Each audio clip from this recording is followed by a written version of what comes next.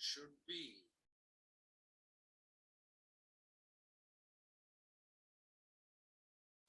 God. Okay, this is the problem with Zoom. Anyway, I'll do one thing.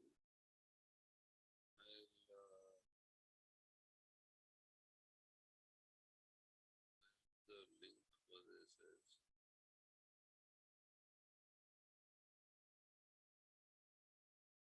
I'll do.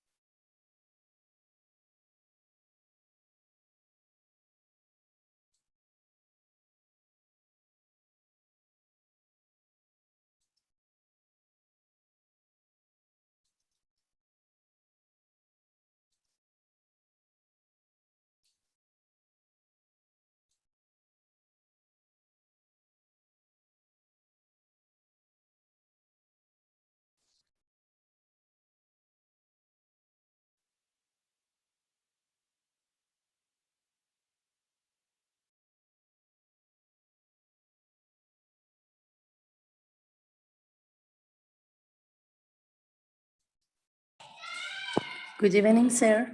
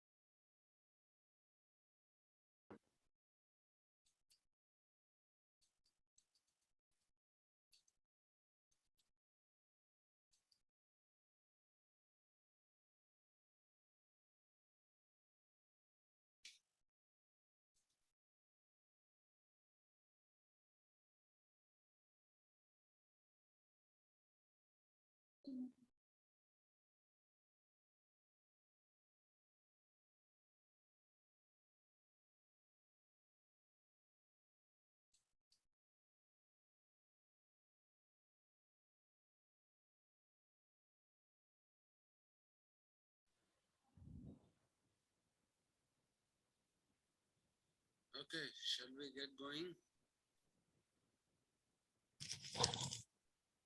Yes, sir.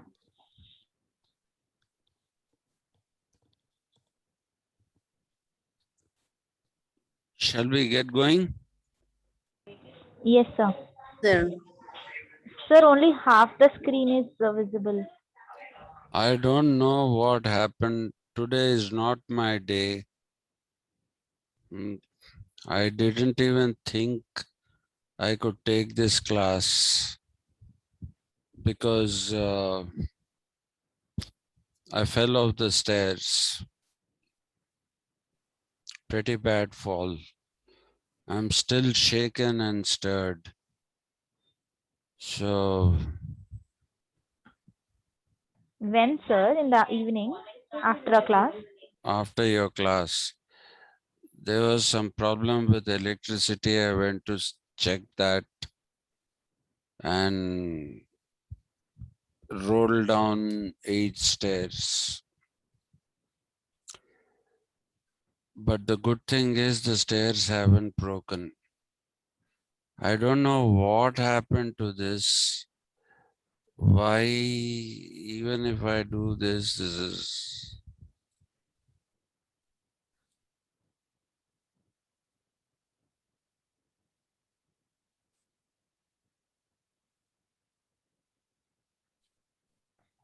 Sir, you can click on the text box and kind of drag it to the right side.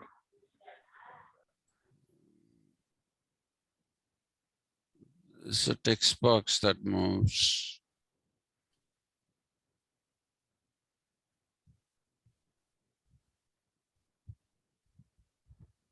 Anyway, that's gone. Let's do one thing. Let's do a fresh whiteboard. Where is the whiteboard?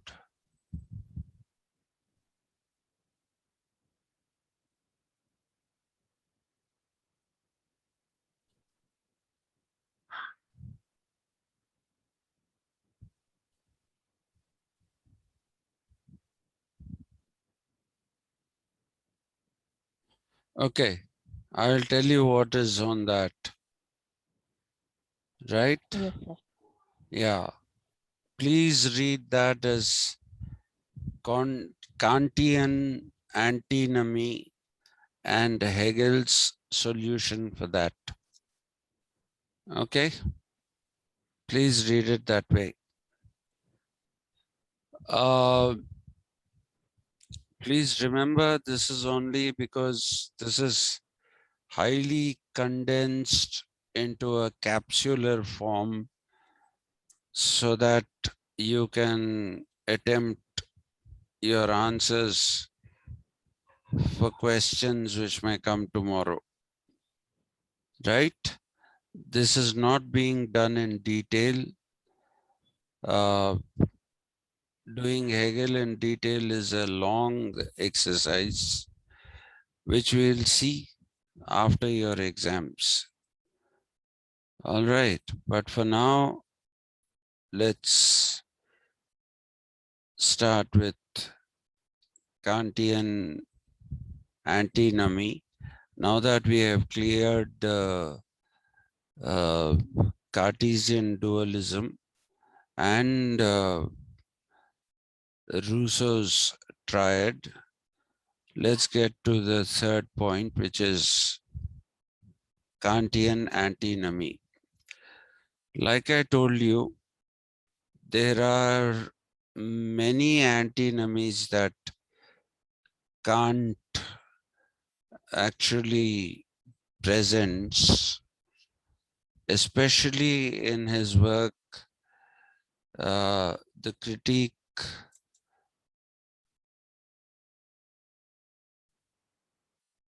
of Pure Reason, and also in the critique of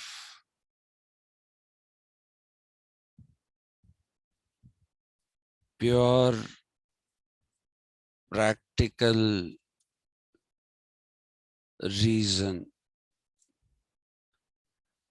Now, don't let these things scare you, because I'm not going into those. What you need to understand is Kant is not a rationalist in the Enlightenment tradition.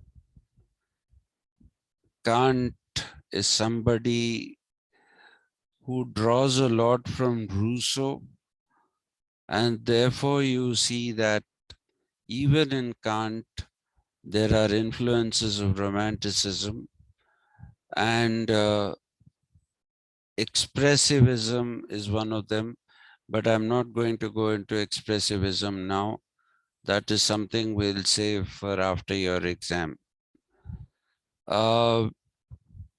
So if you're looking at the critique of pure reason and the critique of pure practical reason, what Kant is trying to do, to put it very, very simply for now, is that he is trying to create a scenario where he is looking for the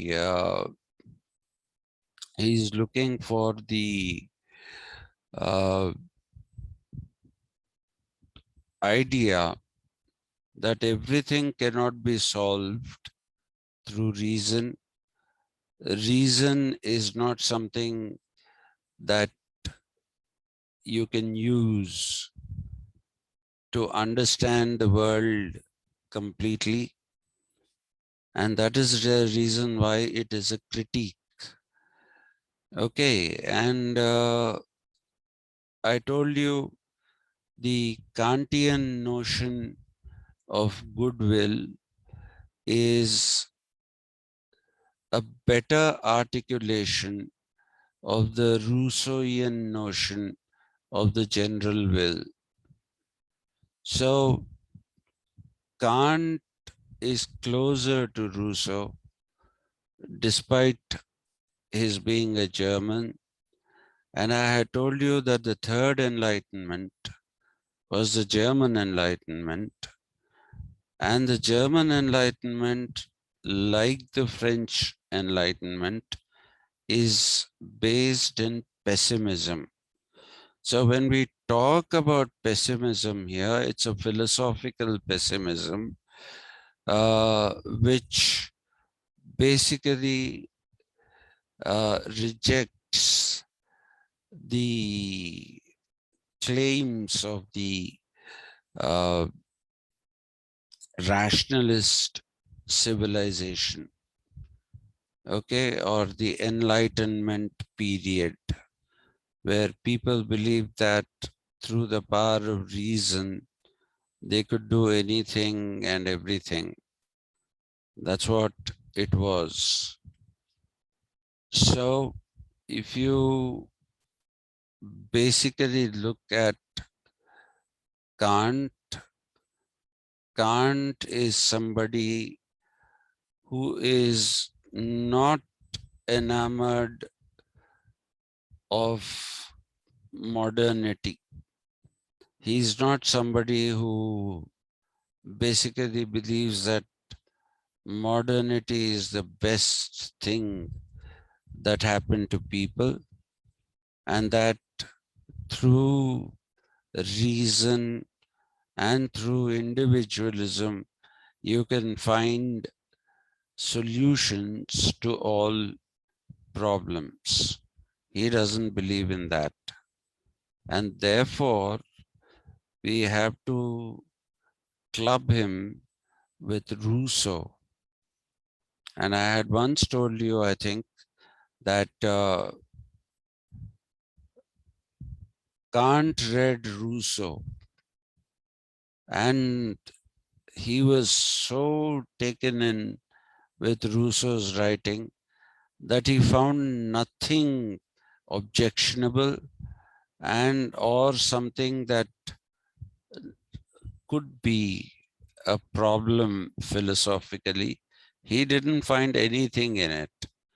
So he said, I had to read him a second time because I simply believe nothing can be so perfect that, you know, uh, we will agree with everything that somebody is saying. And so he read him a second time. And that is when he found problems, primarily in the social contract. But we are not going to go into that now. So, what is this antinomy, the Kantian antinomy? I told you this morning, an antinomy is some kind of a contradiction that cannot have a solution. Okay. Now, if you look at the second point, it should be the idea of totality for Kant is linear, and therefore the antinomy comes into being. That is the sentence, that part of which is missing. I don't know how that happened. Now, what exactly does Kant mean by totality? When Kant is talking about totality, he is talking about the world, and he doesn't see the world as static. He sees it as moving. Everything in the world moves. So if everything in the world moves, then how does it move? Now, Kant again had a great influence of Rousseau here. Rousseau disagreed with the idea that history is circular. He believed that history is linear, and he believed that what happened at one stage in history will never happen in the exact same way at another time in history. Maybe something comparable can happen, but the exact same occurrence doesn't happen again.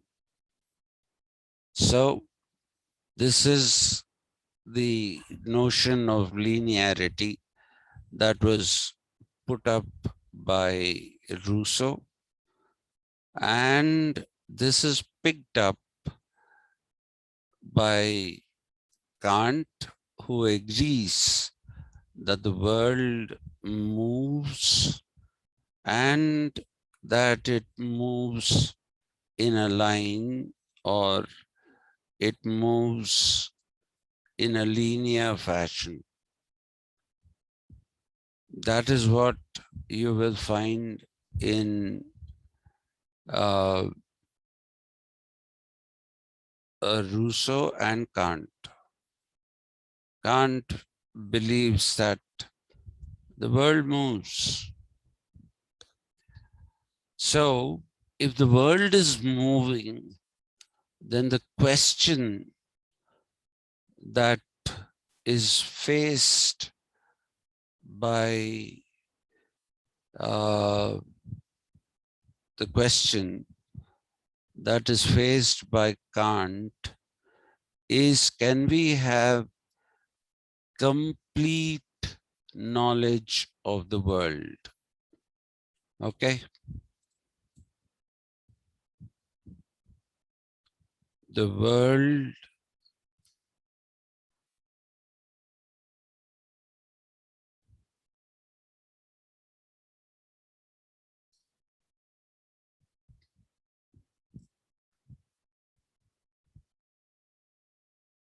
Jesus, the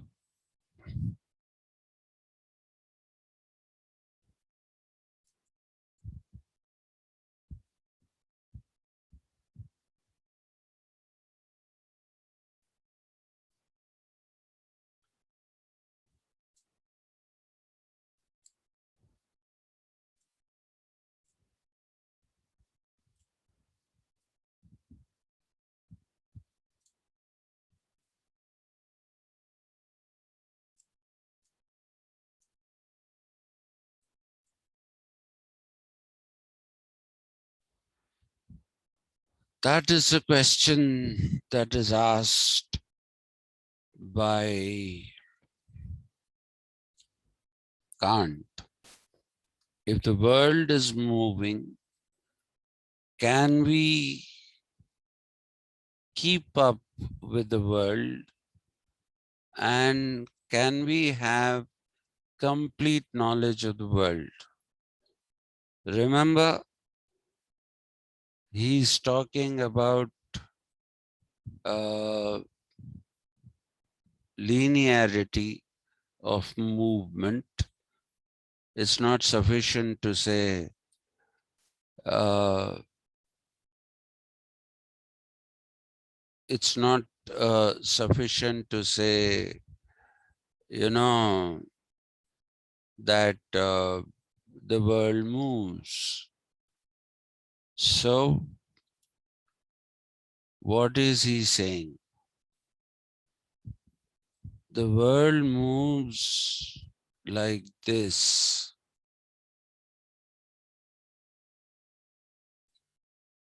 This is linear, right? And the world moves in a linearity. When the world moves in a linearity, the problem that Kant foresees is, can we have full knowledge of it? And his answer to that is no. We cannot have full knowledge of the world. Why? Because if the world is moving, and if our thought process or rationality is also moving, by the time the rationality comes here, by the time it reaches this place, the world would have moved this much more. And while you're making up this space, you're trying to find out, when you find out about this, by then the world has moved here. So he says thought cannot keep pace with the movement of the world. Okay, so our knowledge, if it is still here and the world has moved here, you have incomplete knowledge. That is the antinomy. The antinomy is you cannot have complete knowledge of the world. Okay? You cannot have complete antinomy, complete knowledge of the world. Because as your thought is trying to understand the occurrences in the world, by the time you reach a point in understanding the occurrences in the world, other occurrences have already taken place. So,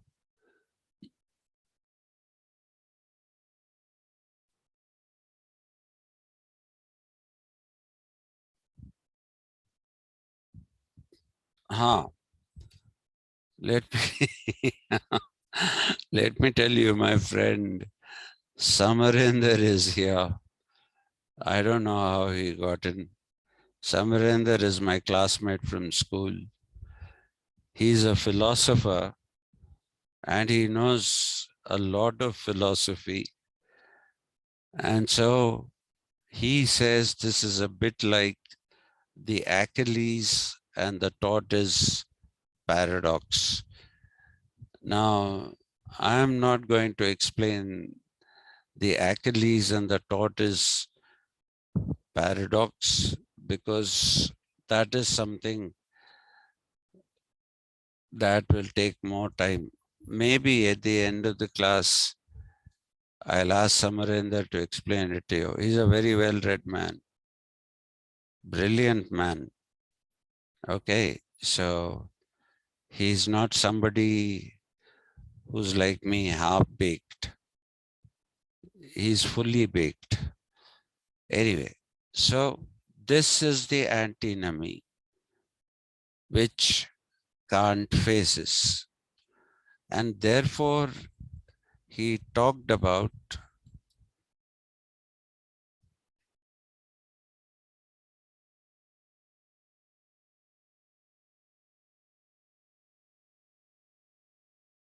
Samarinder, can you see that?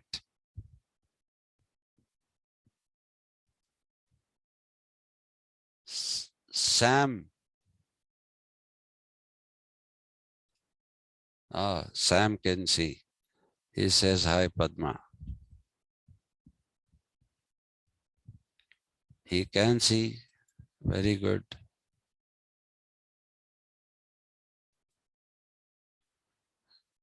Okay.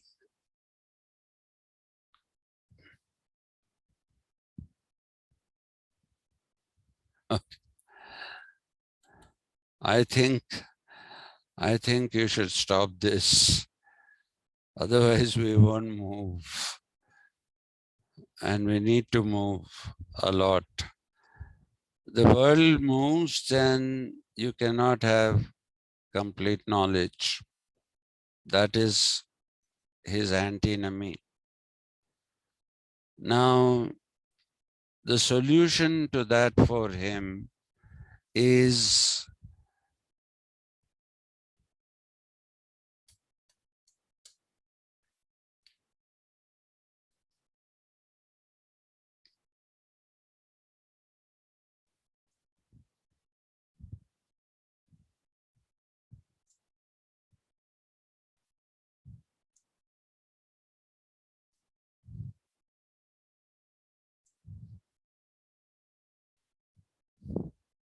okay. Some things you have to understand by faith. You can't have a reasonable explanation for everything. So Kant says faith begins where reason ends. Okay, and what Kant says, therefore, is that it's a combination of reason and faith which produce knowledge for us. That is the reason why it is a critique of pure reason, and also pure, what is the practicality based in pure reason is also not acceptable to him. All right, so faith begins where reason ends. So it's a combination of faith and reason. Faith here is not as in a religion or something like that. Some things, if you need,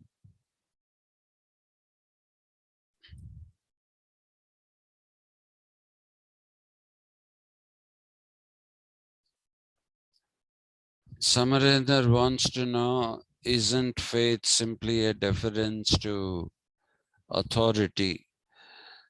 Not always, Samarinder, not according to Kant. Kant believes that faith is what, it is a deference to authority of the world, if you want to look at it that way.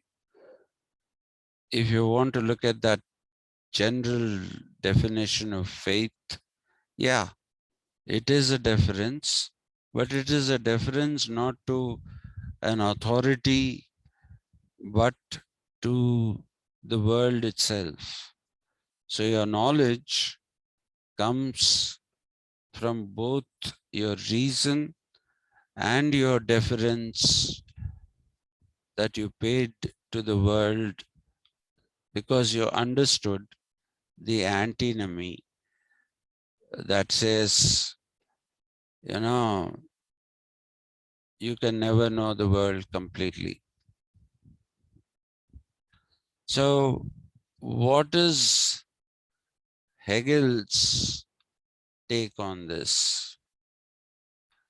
Okay, Hegel's take on this is, he says, or rather, Hegel says,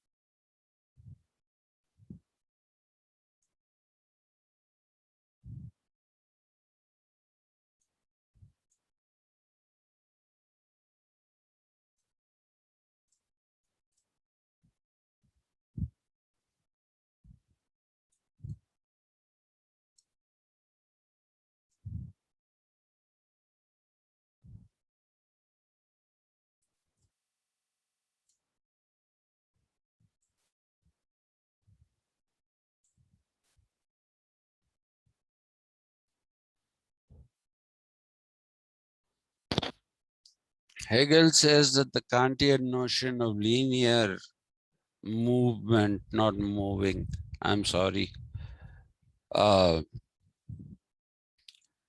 linear movement of the world is based on an assumption, and he says that the assumption is wrong. So, what is it that Hegel is saying? I put it here. He remedies with his notion of totality, which is not linear but circular. For him, all totality is circular. If you read the phenomenology of the spirit, in that you see him using sciences as they were developing at that particular time. And people had come to the assumption that the earth is not a disk, it's a sphere, it's spinning on its own axis and revolving round the sun. People had understood that. People had also understood that perhaps the question, where does the world end? Okay, this particular question perhaps is not really a very great question, because a number of people, number of astronomers at that time had seen the world through the telescope, not the newfangled telescopes, but the old telescopes. And why telescope? Even without a telescope, if you look at a horizon, it doesn't look straight. It looks like this. It looks like this. So Hegel came to the conclusion that the world itself, or the universe, if you like, the universe itself is circular, and therefore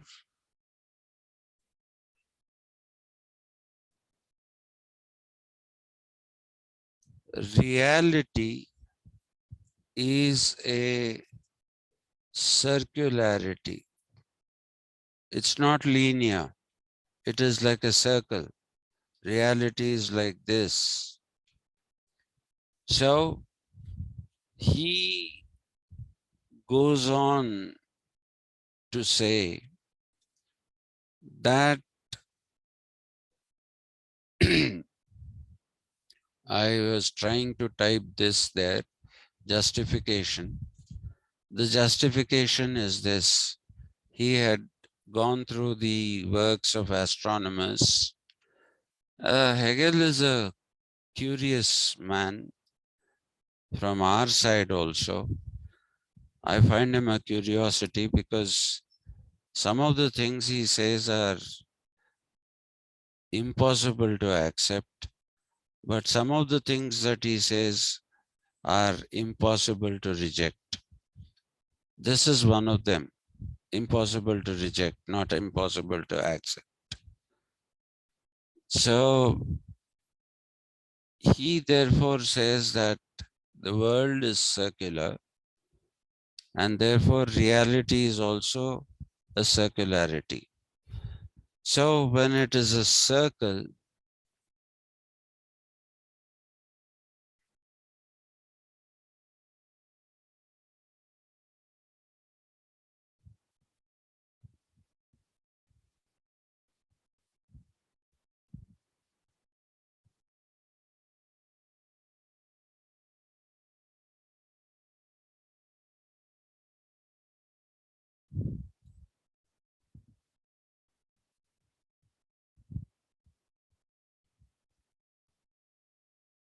yeah, that's a better circle.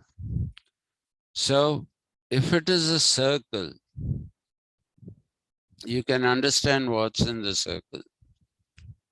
So for him, it is reason that helps you to understand whatever is there in the world.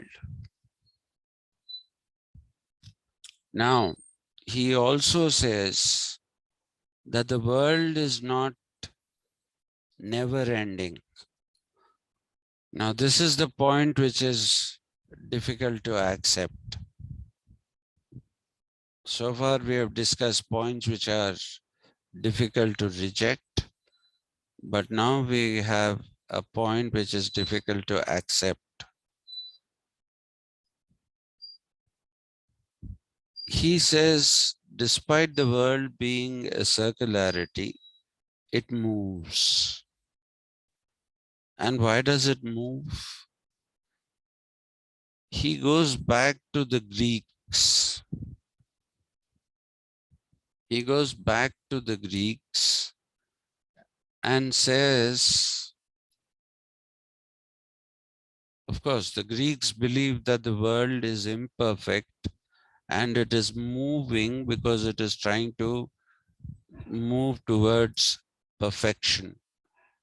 That is not the kind of thing that you see here, but it's a very similar argument where he says the circularity moves because of the fact that people have not understood the purpose of history. Okay, that is what he's saying. The circularity moves because of the fact that people have not understood the purpose of history. For him, understanding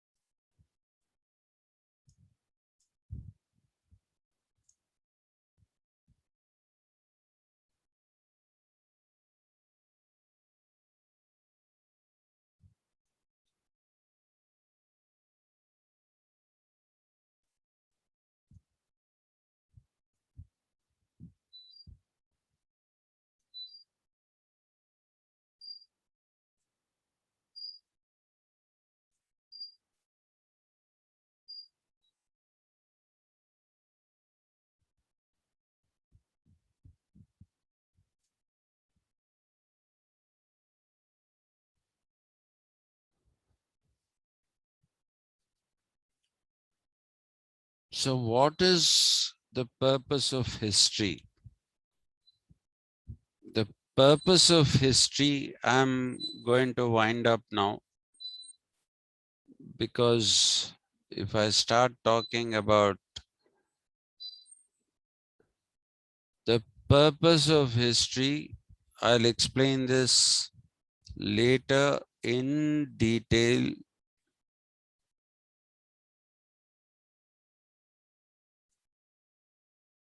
The purpose of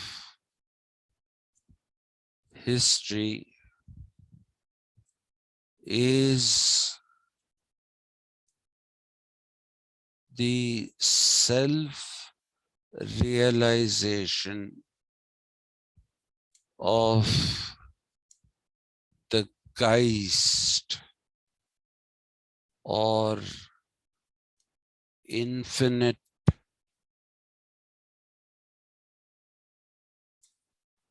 spirit that pervades the universe. We are finite spirits. He doesn't call us bodies. He calls us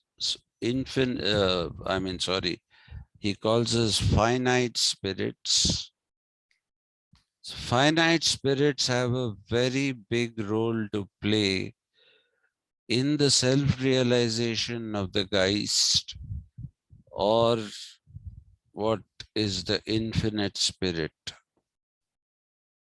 Okay, and this self-realization produces the end of history. The world is now enlightened. Like I said, I'm not going to go into that now. The world is enlightened. When he says the world is enlightened, he's not saying something like what Karl Marx said. Karl Marx said, workers of the world unite. And he believed that every single worker should have the consciousness of the proletariat. And the consciousness is that they should have a complete idea of uh, a complete idea of what should I say?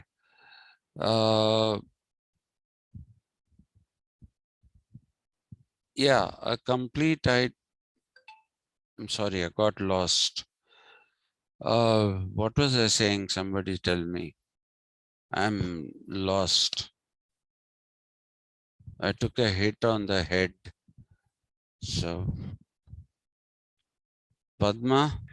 The enlightenment, sir, this self-realization produces. Huh.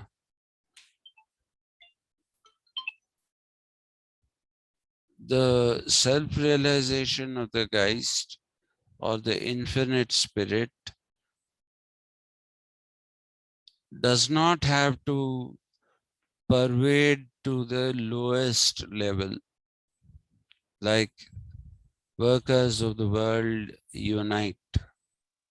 It doesn't have to go down to that level.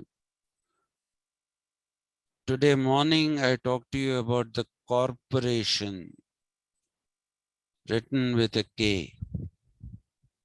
So the corporation consists of people who are capable of absorbing this purpose of history,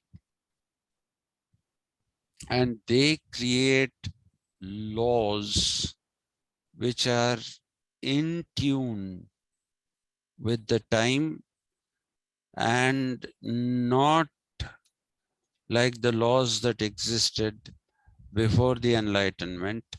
Those laws, Hegel calls them positivity or dead objectivity, which means they are no longer objective. And positivity here is not a positive thing.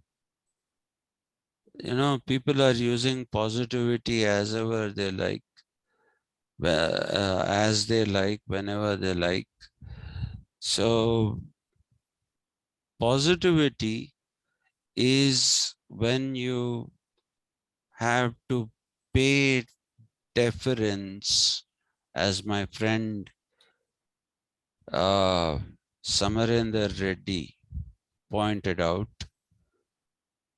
Positivity is when you're paying deference to authority without understanding that authority or what the authority is asking you to do. A simple example, why do we break a coconut? We do it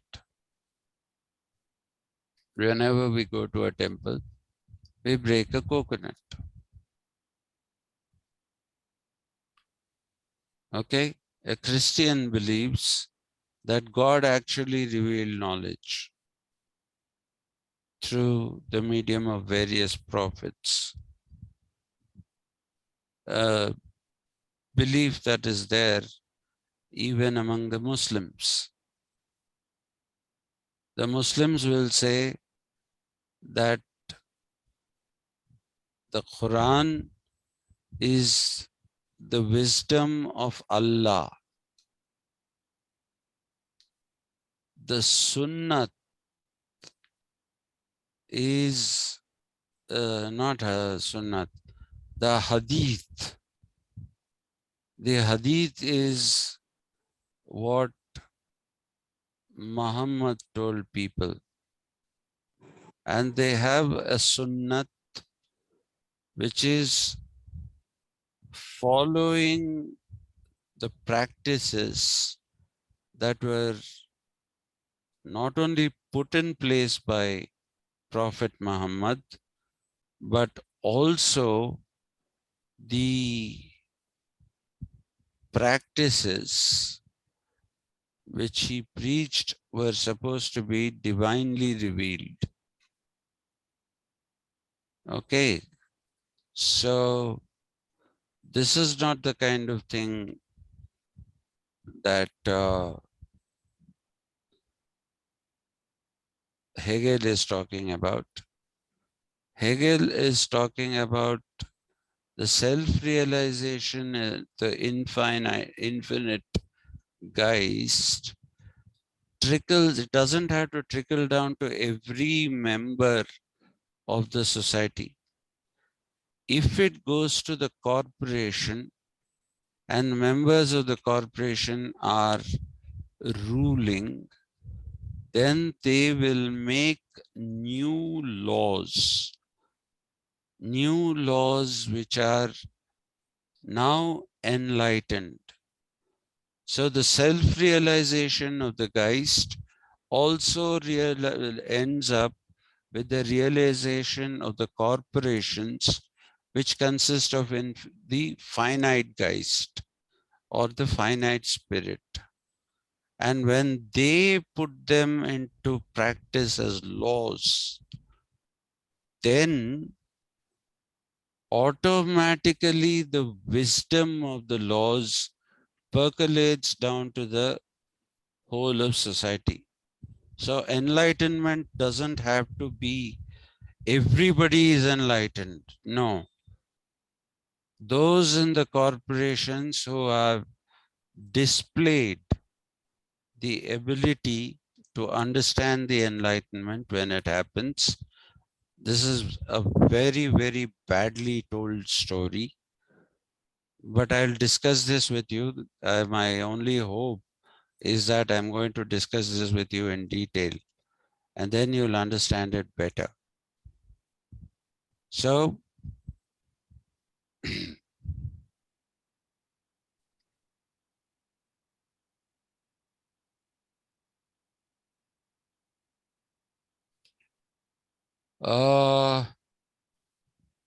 yes, sir.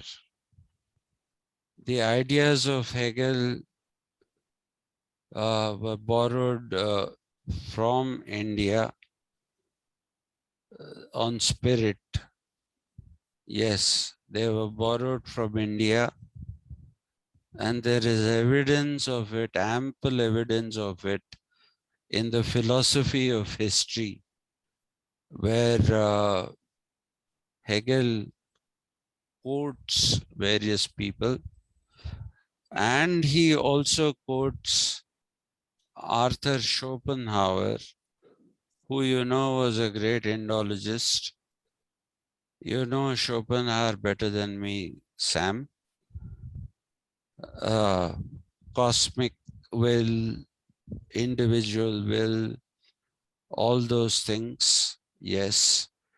So there is the influence of Schopenhauer as well. You will be able to explain it better. Anyway, so what is he saying? He is saying that from the corporations, the knowledge that has been gained and the enlightenment that has been gained percolates down to the people through laws which are now enlightened laws and not laws based in dead objectivity. So here I conclude this session.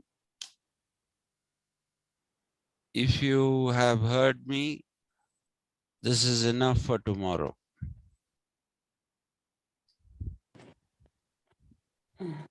Yes, Just Miss. today? Yes, sir. Yes, Freshta. You told that this is enough for tomorrow exam. Yeah. I want to ask just decision or no? No, there were other classes. This isn't the one class. Okay, There okay, were thank other you. classes. This is not just the first class and the last Yes. class. Okay, I know. Yeah. Padma, you were saying something?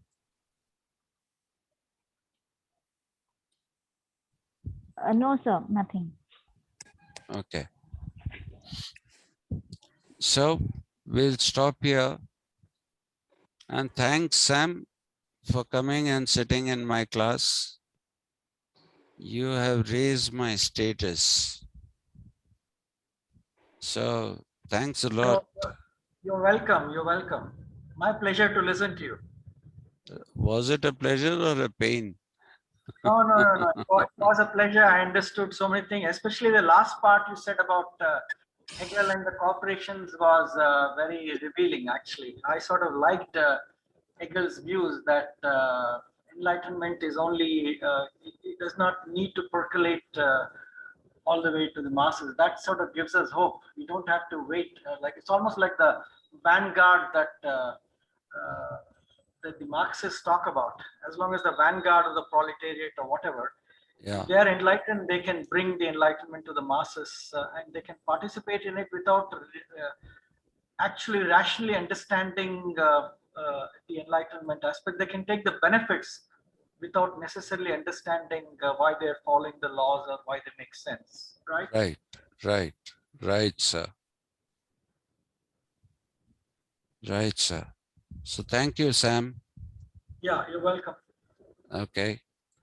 And Please let me know when the next session is. Give me a heads up and then I'll love to join.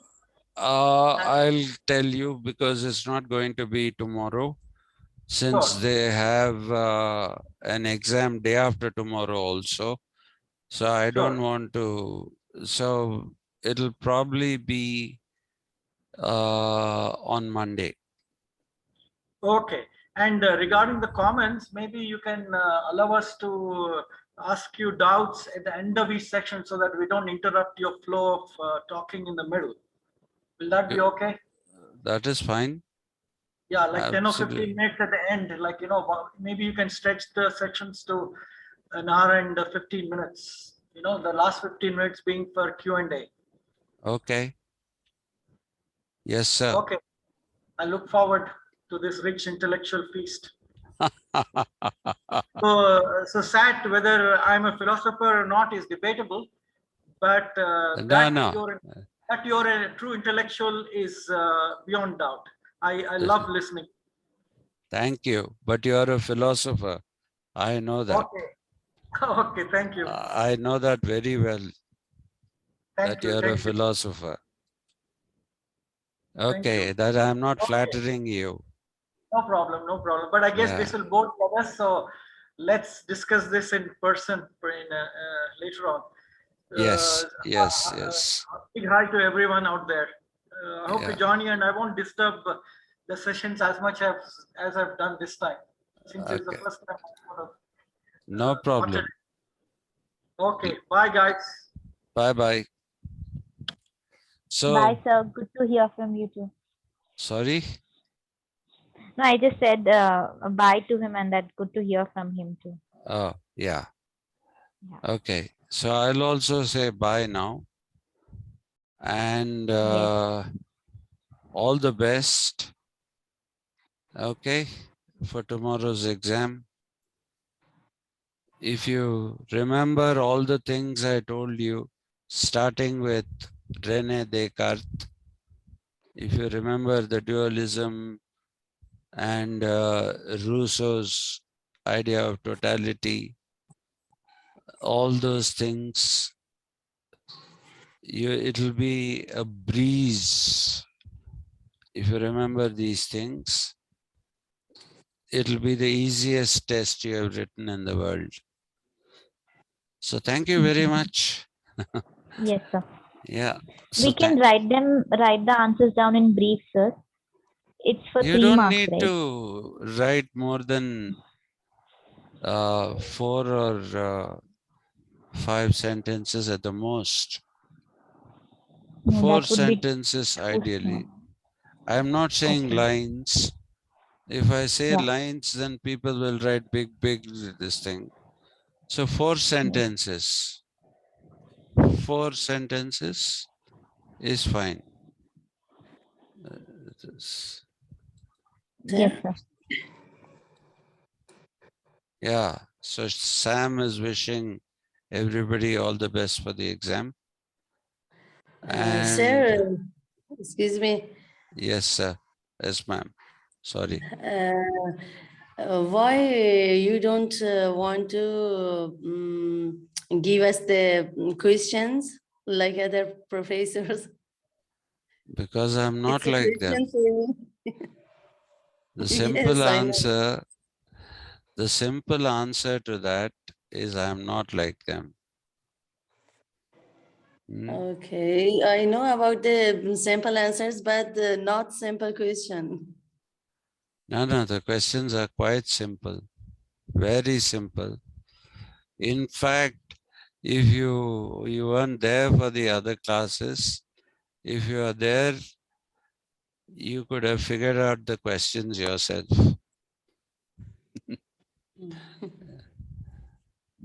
Okay then, I think so. don't worry, Freshta.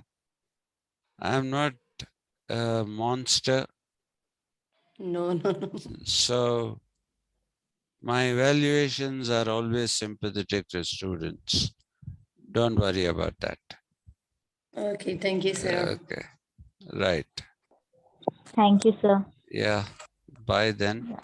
I'll see Bye. you. I'll see you tomorrow, hopefully, if I don't fall off somewhere again. So, okay Yes, then. sir. Please be Yeah, careful and take rest. yeah. Okay, sir. Bye. Bye. Thank you. Thank you, sir. Thank you. Thank you.